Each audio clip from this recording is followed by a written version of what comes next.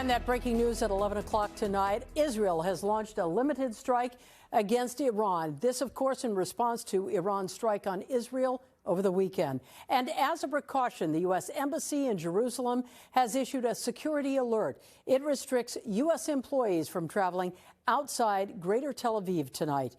NBC4's Robert Kovacik live in the newsroom following the very latest on this. Robert. Colleen, let's give you a timeline here, and that timeline begins on April 1st when an Israeli strike on the Iranian embassy in Syria killed two of Tehran's top generals. Saturday, April 13th, Iran retaliates with more than 300 drones and missiles fired at Israel.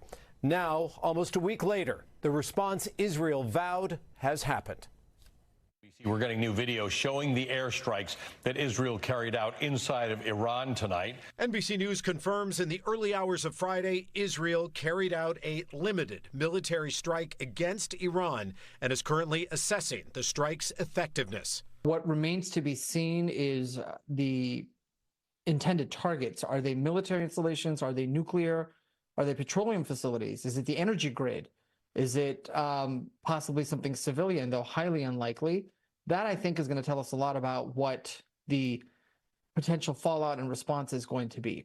Iran state media reports that air defense systems were engaged in several provinces and that nuclear sites in Isfahan in central Iran are safe. NBC News has also learned that Israeli officials told the United States a response to Iran's attack on Israel was coming. No word yet from the White House to the Israeli response. I think it's a disappointment because, as Biden had said in the readout from the call he had with the prime minister last weekend, that he should, quote, take the win, meaning that, these missiles that were launched by Iran, these drones, 99% of them were intercepted, were shot down, and Israel came out relatively, actually mostly unharmed. On the ground this morning in Israel, NBC News correspondent Richard Engel. At this stage, I can tell you we're not hearing in Jerusalem any sirens. We're not hearing any broadcasts on local television. No particular instructions have been given to people to take any particular action. So still a developing story, but at this stage, no indications of military strikes coming toward this country, and still trying to figure out exactly the extent of what is going on military-wise in Iran. It's impossible to foretell what will happen, but I think if the Iranians do respond in a major way, then Israel will commit the entire Israeli Air Force to knocking out their nuclear capability.